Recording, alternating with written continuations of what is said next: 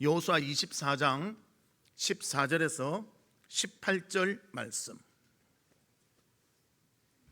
한 절씩 교독하도록 하겠습니다. 그러므로 이제는 여호와를 경외하며 온전함과 진실함으로 그를 섬기라. 너희의 조상들이 강 저쪽과 애굽에서 섬기던 신들을 치워버리고 여호와만 섬기라.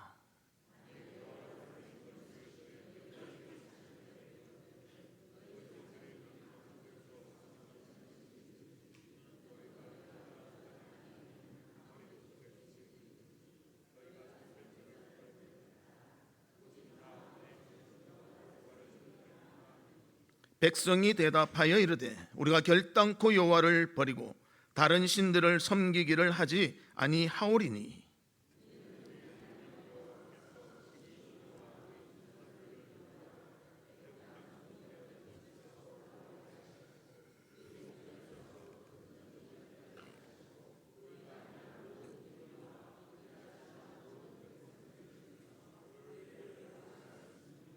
같이 보겠습니다. 여호와께서 또 모든 백성들과 이 땅에 거주하던 아모리 족속을 우리 앞에서 쫓아내셨음이라. 그러므로 우리도 여호와를 섬기리니 그는 우리 하나님이심이니이다 하니라. 아멘. 성도 여러분, 한 주간 어떻게 지내셨습니까? 우리 크리스마스도 있었고 여러 가지로 바쁘고 분주한 중에 생활하신 줄로 생각이 됩니다. 그런 가운데서도 하나님은 살아계시고 우리를 이끄시며 우리를 위로하시고 동행해 주시는 줄 믿습니다. 그 하나님의 위로와 힘을 힘입어 하나님 앞에서 기쁨으로 모든 것을 감당하는 우리 성도들 되시기를 주의 이름으로 축복합니다. 우리 옆에 분들과 인사 나누는데요, 아마 마지막이 될 것 같은 생각이 듭니다. 일어나 빛을 발합시다. 인사하도록 하겠습니다. 일어나 빛을 발합시다. 인사 다 하셨죠? 예. 여러분의 인생을 살면서 무엇에 가장 관심을 두고 살고 계십니까? 이러면 너무 거창한 것 같아서 요즘 무엇을 마음에 두고 생활하고 있나요? 신앙생활의 핵심은 어떤 대상을 선택하는 것이고 그 대상을 마음에 두는 것으로 시작이 될 것입니다. 2025년 새해를 맞이할 때 여러분들 마음에 무엇을 두었습니까? 2025년은 하나님이 도우사 큰 거부가 돼야 되겠다, 뭐 그렇게 생각하는 사람도 있을 것이고요, 명예를 얻어야 되겠다 그런 사람도 있을 것이고, 가족 간의 건강을 유지해야 되겠다, 평화를 누려야 되겠다, 또 믿음의 성장이 있어야 되겠다, 참 많은 그런 바람이 있었을 것입니다. 오늘이 2025년 마지막 주일인데 여러분 되돌아볼 때 정말 마음에 두고 또 그 마음에 두었던 귀한 결실이 어느 정도 우리 가운데 맺혀 있습니까? 진정 하나님 앞에 아름다운 열매로 맺고 주님을 더욱더 기쁘시게 하는 귀하고 복된 삶이 우리 가운데 있기를 주님의 이름으로 축복합니다. 오늘 본문에 보면 생을 마감하는 여호수아, 하나님과 백성 앞에서 고백을 합니다. 그는 일생을 통해서 하나님을 진심으로 사랑했고 하나님을 위해서 헌신하였으며 또 그가 그런 삶을 산 것뿐만이 아니라 그의 자손도 그런 귀한 삶을 살기를 간절히 원하고 있습니다. 그래서 본문 15절에 이렇게 말합니다. 오직 나와 내 집은 여호와를 섬기겠노라. 이 고백이 우리의 고백이 되시기를 주님의 이름으로 축복합니다.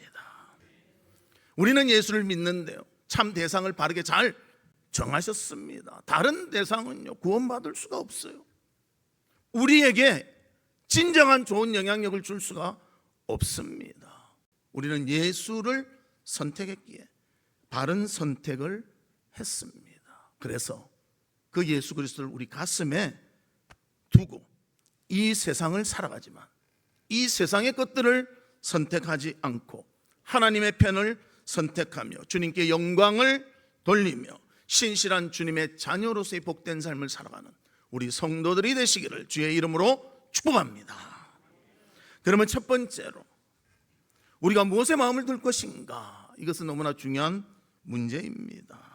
우리 성도들 다 그것은 알고 있어요. 신앙생활 열심히 해야지, 하나님께 영광 돌려야지, 또 한 해 동안에 성경 많이 읽어야지, 기도 많이 해야지, 다 각오를 합니다. 그러나 현실적으로 본다면요, 이루지 못한 것도 너무나 많다는 것입니다.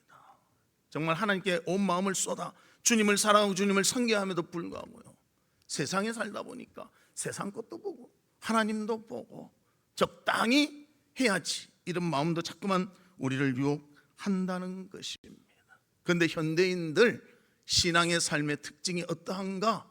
많은 사람들이 이렇게 표현합니다. 계시록 3장 15절과 16절에 보면 내가 내 행위를 아노니 내가 차지도 아니하고 뜨겁지도 아니하도다. 내가 차든지 뜨겁든지 하기를 원하노라. 내가 이같이 미지근하여 뜨겁지도 아니하고 차지도 아니하니 내 입에서 너를 토하여 버리리라. 그렇다고 우리가 차가워지면 안 되겠죠? 뜨거워지라는 말씀입니다. 주님의 마음을 생각하면 그의 열정을 나도 배우고 그의 기쁨을 나도 배우고 그와 동행하는 그런 각오를 가지고 살아가라고 성경은 말씀하고 있습니다. 특별히 새해가 되면 또 다짐을 합니다.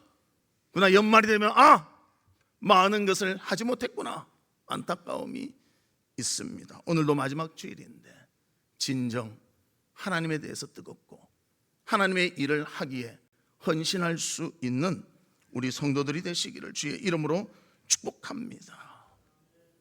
우리 성도들도 그런 말 하더라고요. 저번에는 세 가족이 이리 와서 목사님, 제가 할 말이 있습니다. 무엇인데요? 제 남편이 말하는데요, 교회는 가도 좋은데 너무 깊이 빠지지 말라 그랬다는 거예요. 그런데 뭘 하려면요, 좀 집중하고 거기에 마음을 쏟아야 됩니다. 만약 내가 사업을 하는데 오늘은 피곤하니 하루 쉬자, 오늘은 날씨가 더우니 어떻게 사무실에만 있겠는가, 우리 다 가서 그 좋은 경치를 보고자, 그런 식으로 일한다면요 되어질 게 없습니다. 최선을 다하고 전략을 세우고 고객의 그 취향을 찾아보며 어떻게 해야 우리 사업이 성공할 것인가, 그래도 겨우 성공하는데 내 놀고 싶은 거 다 하고 내 즐기고 싶은 거 다 하면 사업을 성공할 수가 없는 것입니다. 신앙도 마찬가지입니다. 이것도 보고 저것도 보고 세상도 좋고 하나님도 좋고 그래가지고는 신앙이 하나님 앞에 온전히 바로 설 수가 없는 것입니다. 그래서 우리는 하나님의 기뻐하시는 것이 무엇이며 또 하나님께 어떻게 할 때 영광이 되는가, 그것을 알고 그 일에 집중하며 주님의 영광을 위해서 살 수 있는 우리 성도들이 되시기를 주의 이름으로 축복합니다.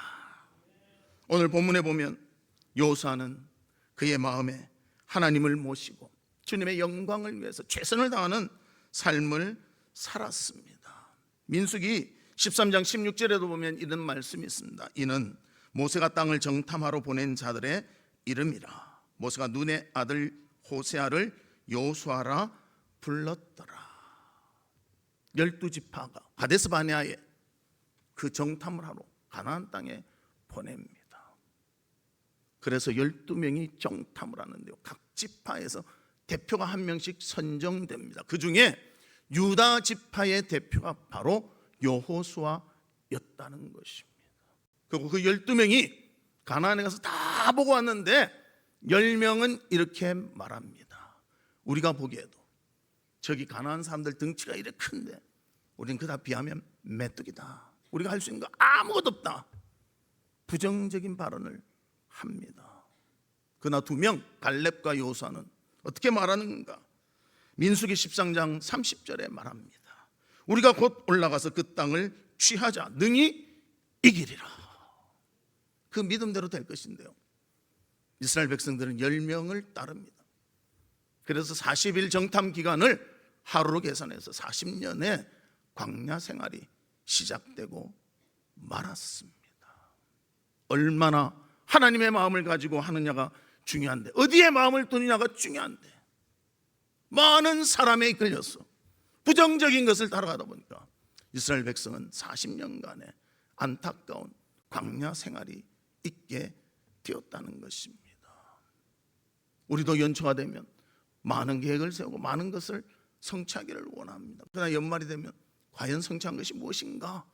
참 어쩔 때는 부끄러움도 많다는 것입니다. 우리는 하나님의 마음을 기쁘게 해드릴 수 있는, 하나님의 마음을 알고 그 마음에 합당한 그런 믿음의 삶을 살아가는 우리 성도들 되시기를 주님의 이름으로 축복합니다. 그래서 우리는 세상에 살고 있기 때문에 자꾸만 유혹이 따르는 거예요. 내가 세상과 완전 등지고 하나님만 바라보고 살면요, 그런 생각이 별로 안 들 거예요. 그러나 세상에 속해 살다 보니까 자꾸 유혹받고 자꾸 눈에 보이고 자꾸만 끌려가게 되는 것입니다. 신앙생활과 일상생활은 분리될 수 없습니다.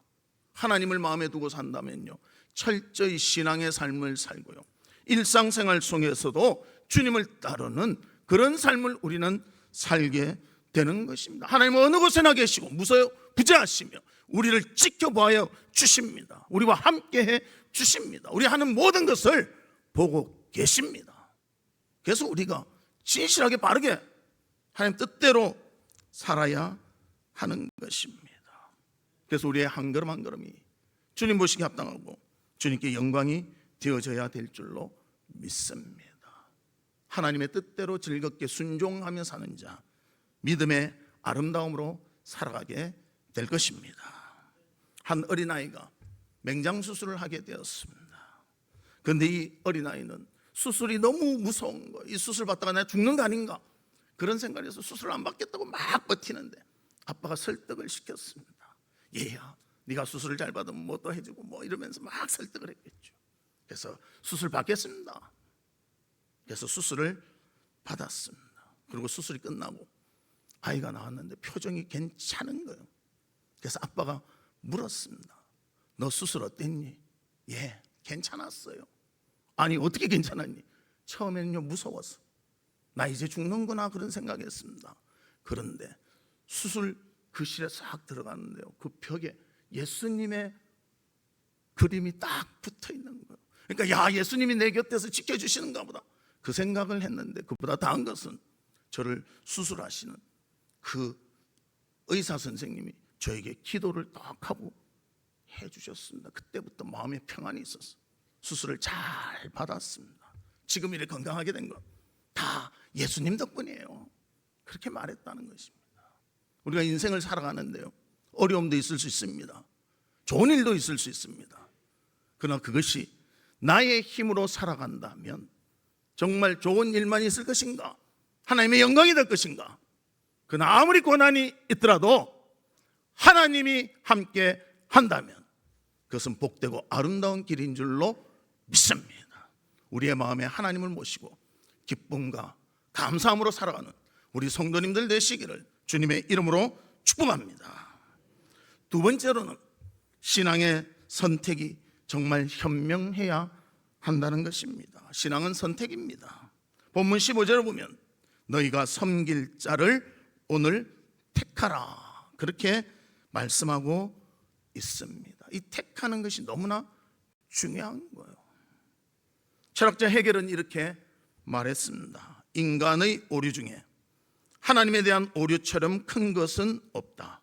인간이 하나님께 대하여 잘못되면 도덕에 있어서도 잘못되며 정치, 사회, 교육, 기타 일체에 있어서도 잘못된다. 그러므로 국가의 운명은 국민의 하나님께 대한 사상 여하에 좌우된다. 그렇게 말했습니다. 나라가 살고 망하는 것이요, 국민의 역량이 아니라 국민이 무엇을 선택하는가에 있다는 것입니다.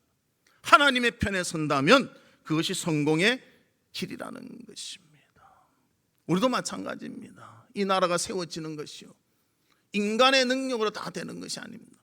하나님이 도우시고 함께 하셔야 우리가 감당할 수 있는 것입니다. 우리나라는 기적의 나라 아닙니까? 6.25 때 우리나라 같이 못 사는 나라가 없었어요. 정말 어떻게 회복할까? 우리나라보다 더 잘 살았던 나라들도 아직 우리보다 저 밑에 있습니다. 근데 우리나라만 일어섰잖아요. 누가 일으켜 주셨습니까? 하나님이 일으켜 주신 거예요. 하나님이 힘을 주시니까요, 의지를 가지고 끈기를 가지고 끝까지 해보자. 하나님이 도와주시는데 나의 힘은 부족하지만 주님이 역사해 주실 것이다, 이 마음 가지고 성실히 감당하니까 하나님이 우리나라를 발전시켜 주셨습니다. 그 배후에는 무엇이 있습니까? 세계에 선교사 제일 많이 보낸 나라가 미국이고요, 2등이 우리나라입니다. 대단하지 않습니까? 또 우리나라는요, 살면서 훈련이 돼 사계절을 다 맞이하니까요, 뜨거움도 이기고 추위도 이기고. 특별히 우리나라 사람들 뜨거움 잘 이기지 않습니까? 불가마 들어가서도 막 버티잖아요. 살이 빨갛게 타면서 버티잖아요. 그러니까 아프리카 가도 더위는 이기는 거야. 하나님 준비시켜 주셔서 승리하도록 이끌어 주시지 않습니까? 우리나라를 발전시킨 거는요, 저는 선교의 밑받침이 되도록, 경제적 밑받침이 되도록 우리를 세워주신 줄로 믿습니다. 그러면 목적을 알고 살아야죠. 하나님이 우리에게 그걸 원하시면서 세워주셨는데요, 그것을 주님을 위해서 써야 되는데 흥청망청 나를 위해서 쓴다는 거예요. 요즘 윤리가 얼마나 무너졌습니까? 많은 부작용들이 많지 않습니까? 많은 사람들의 주목을 받는 사람들이요, 바로 살지 못하고 엉뚱하게 사니까 질타를 받고 또 우리가 실망하게 되지 않습니까? 사랑하는 성도 여러분, 우리에게는 하나님을 선택한 현명한 선택이 있었다는 것입니다. 그래서 우리는 하나님 바라보며 모든 것을 감당하는 귀한 우리의 삶이 있기를 주의 이름으로 축복합니다. 그래서 여호수아 24장 15절에 이렇게 말합니다. 우리 같이 한번 읽어볼게요. 시작. 만일 여호와를 섬기는 것이 너희에게 좋지 않게 보이거든 너희 조상들이 강 저쪽에서 섬기던 신들이든지 또는 너희가 거주하는 땅에 거하는 아모리 족속의 신들이든지 너희가 섬길 자를 오늘 택하라. 오직 나와 내 집은 여호와를 섬기겠노라 하니. 선택의 그 중요성은 너무나 중요합니다. 참으로 귀한 것입니다. 물론 선택은 각 사람의 자유입니다. 그러나 선택의 자유는 얼마든지 사람에게 부여되지만 선택한 것에 대한 책임도 져야 한다는 것입니다. 선택의 결과 그 책임을 피할 수가 없고요, 전가시킬 수도 없습니다. 우리가 하나님을 선택했다면 하나님의 뜻대로 사는, 주님의 마음을 기쁘시게 하는 믿음의 삶이 있기를 바랍니다. 마태복음 27장에 보면 여러 사람들이 나옵니다. 대제사장, 장로들, 서기관들, 유대인들 예수님을 죽입니다. 그리고 강도 바라바를 놓아달라고 애걸 합니다. 선택을, 강도를 했다는 거예요. 예수님을 하지 않고. 그 결과가 어떻게 됐습니까? 2000년 동안 나라 없는 민족의 삶을 살게 되었습니다. 선택의 책임이 그만큼 크다는 것입니다. 사랑하는 성도 여러분, 주님을 택하였기에 눈에 보이는 세상이 있고 우리를 유혹하는 세상이 있더라도 그것을 이기며 극복하며 하나님의 뜻대로 모든 것을 감당하는 우리 성도들이 되시기를 바랍니다.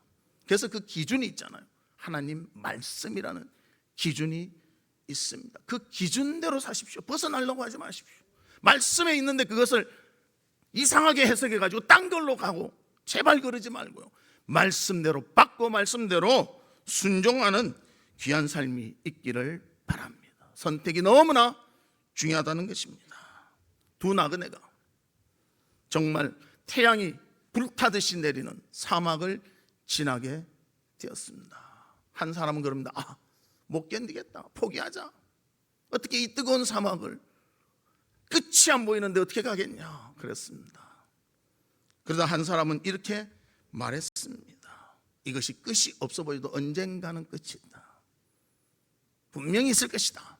나는 그것을 믿는다고 그 사람을 끌고 가는 것입니다. 그러다가 한 곳에 가니 참 놀라운 광경이 벌어졌습니다. 사람들의 무덤이 꽉 있었다는 것입니다.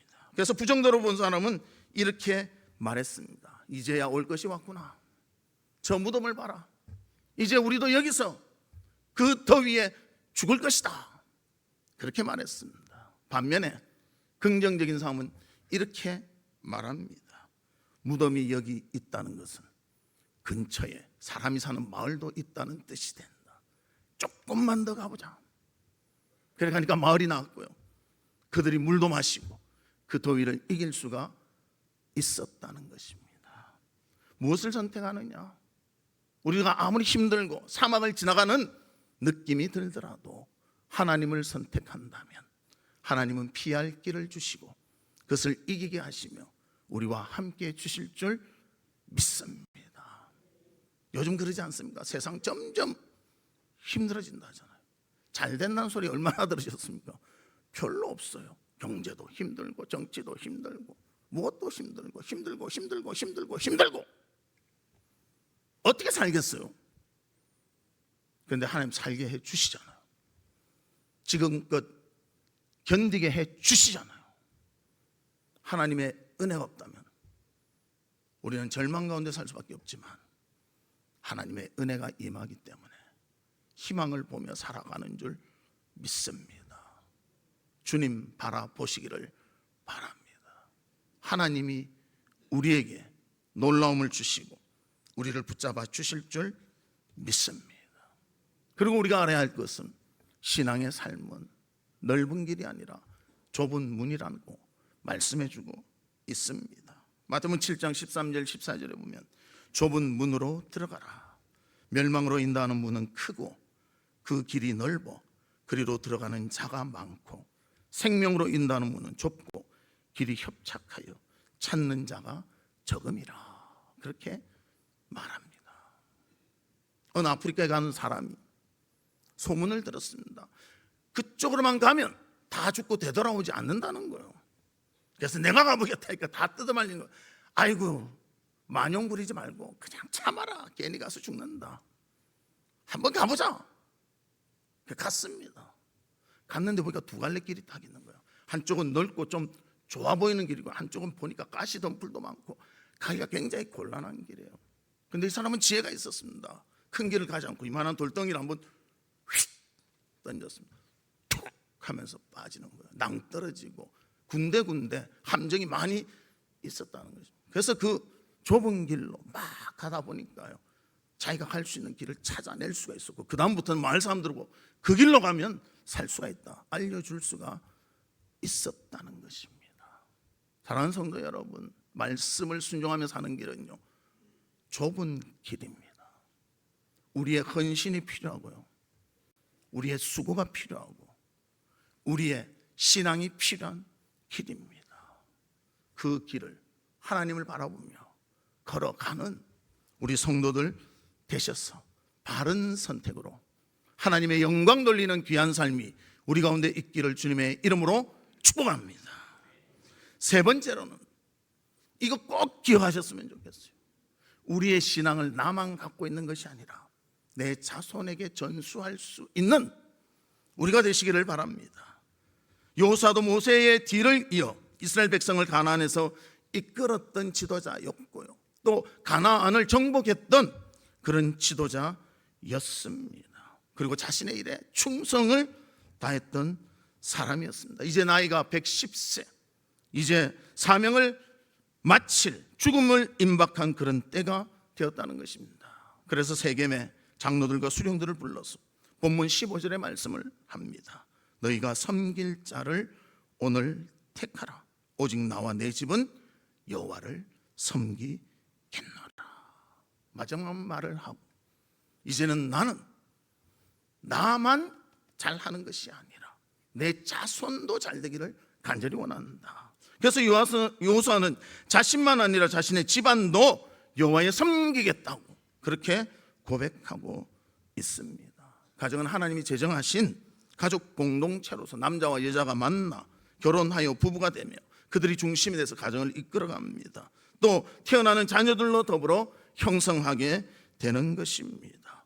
가족도요 같은 성씨 같고 또 같은 집에서 살지만요, 그 개성이 각각 다르고요, 행동한 것이 각각 달라요. 참 신기해요. 어떻게 저래 다를까? 똑같은 환경 속에서 사는데 그런 것 같이 다양하다는 것입니다. 그러나 그 안에서 예수 그리스도가 중심이 돼서 화목을 이룰 때 그 가정은 기쁨과 즐거움이 있게 되는 것입니다. 그래서 시편 133편 1절에서 3절에서도 이렇게 말합니다. 보라, 형제가 연합하여 동거함이 어찌 그리 선하고 아름다운고, 머리에 있는 보배로운 기름이 수염 곧 아론의 수염에 흘러 그의 옷깃까지 내림 같고, 헐몬의 이슬이 시온의 산들의 내림 같도다. 거기서 여호와께서 복을 명령하셨나니 곧 영생이로다. 우리도 그 가정에서 그리스도의 사랑으로 서로 섬기고 인정하고 또 존중해주는 그런 귀한 삶이 있기를 바랍니다. 아브라함도 보면 가정에서부터 출발하지 않습니까? 그의 가정이 하나님을 섬기는 가정이었습니다. 그의 아들의 배우자를 택할 때도요, 그의 종을 시켜서 꼭 자기의 민족 중에서 딸을 데려와서 아들의 며느리를 삼으라고 부탁을 합니다. 이삭도 마찬가지입니다. 야곱에게 말합니다. 너가 하란에 가서 이방 민족의 여인을 아내로 택하지 말고 우리 민족의 아내를 택하라. 하나님을 중심으로 하는 신앙의 공동체가 형성되기를 원했다는 것입니다. 우리 가정도 신앙으로 하나가 될 때 하나님의 복과 은혜를 받게 되는 것입니다. 그리고 아브라함도 마찬가지, 이삭도 마찬가지, 멈추는 곳마다 하나님께 제단을 쌓으며 예배의 중요성을 알고 주님 중심의 삶을 살았다는 것입니다. 그리고 그 하나님 주신 놀라운 복과 은혜를 누리며 살았다는 것입니다. 여호사도 그래서 나와 내 집이 여호와를 섬기겠노라 고백하고 있습니다. 우리 성도들도 올해 마지막 주일이지만 2025년 되돌아보니 아직도 주님 뜻대로 살지 못한 것 많고 하나님 영광 돌리지 못한 것이 있는데, 내가 2026년은 나와 내 집이 여호와를 잘 섬기며 살겠노라 고백하며 영광 돌리는 우리 성도들이 되시기를 주의 이름으로 축복합니다. 사도행전 10장 2절에 보면 그가 경건하여 온 집안과 더불어 하나님을 경외하며 백성을 많이 구제하고 하나님께 항상 기도하더니, 고넬료의 이야기입니다. 고넬료는 로마 100명의 신한을 거느린 그런 백부장이었습니다. 그런데 그는 자신도 경건하게 하나님을 섬기며 살았지만 온 가족이 경건한 삶을 살 수 있도록 그것을 수고했던 사람임을 보여주고 있습니다. 하나님께 경배하는 것, 하나님을 사랑하는 것, 그보다 더 가치 있는 것이 없다는 것을 보여줬던 인물이 바로 고넬료였다는 것입니다.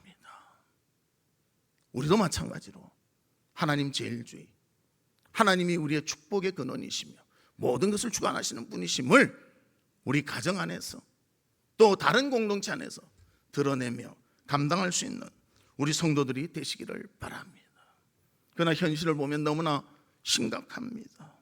윤리와 도덕이 땅에 무너지고 가정의 목표가요, 얼마나 높은 직장의 삶이 되느냐, 얼마나 좋은 학교를 가느냐, 얼마나 돈을 버느냐, 얼마나 명예를 얻느냐, 이런 데 맞춰져 있지 않습니까?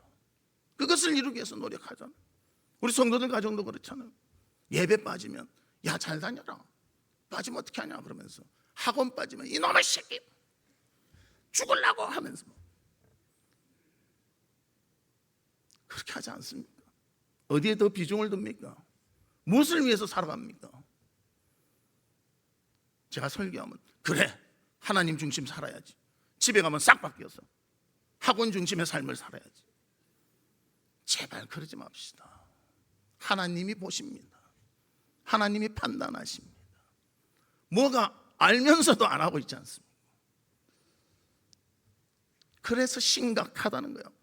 알면서도 바른 것을 행하지 않고 잘못된 길로 가기 때문에 심각하다는 것입니다. 진정 하나님을 경외하는 가정이 되고 하나님을 경외하는 귀한 삶이 우리 성도의 삶 가운데 있기를 주의 이름으로 축복합니다. 말씀의 결론을 맺겠습니다. 하나님을 마음에 두는 것은 너무나 중요한 일입니다. 하나님 마음의 중심에 있어야 우리의 삶의 출발점이 바르게 되는 것입니다. 그리고 선택을 해야 되는데 좁은 길, 생명의 길을 선택하기를 바랍니다. 그리고 이 선택에 대한 것은 분명한 책임이 지어지게 된다는 것입니다.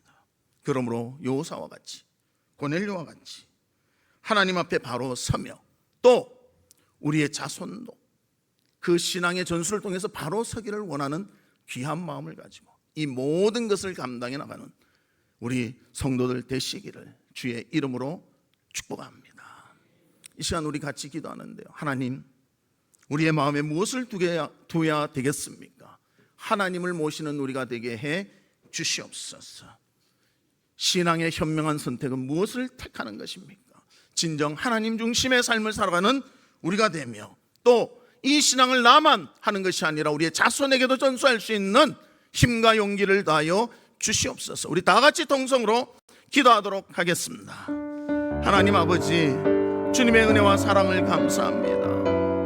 우리의 마음에 예수 그리스도를 심어주시고 믿음을 허락해 주심을 감사드립니다. 우리가 예수를 믿는 자로서 언제나 선택이 하나님 편이 될 수 있도록 은혜를 베풀어 주시옵소서. 세상은 우리를 요구합니다.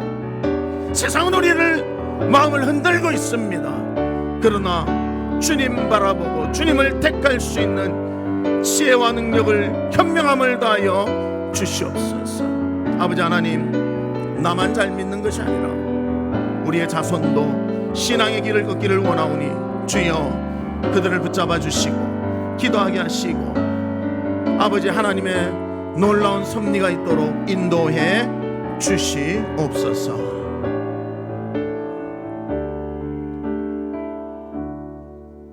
하나님 아버지, 우리의 마음을 주님께 두게 하여 주시고 또 하나님의 편에 선택할 수 있는 현명함을 허락해 주시옵소서. 나만 잘 믿는 것이 아니라 우리의 가정과 우리의 자손도 믿음 가운데 굳게 설 수 있도록 주님 은혜 베풀어 주시옵소서. 예수 그리스도의 이름으로 기도하옵나이다. 아멘. 지금은 우리 주 예수 그리스도의 은혜와 하나님의 무한하신 사랑과 성령님의 감화 감동 위로 교통하심이 하나님을 마음에 두며 주님의 모든 것을 선택하며 주께 영광 돌리며 살기를 소망하는 우리 사랑하는 성도들 위에와 성도들의 가정과 나가는 직장과 행하는 사업과 바라고 소원하는 모든 일들 위에 지금으로부터 영원토록 함께 있을지어다. 아멘.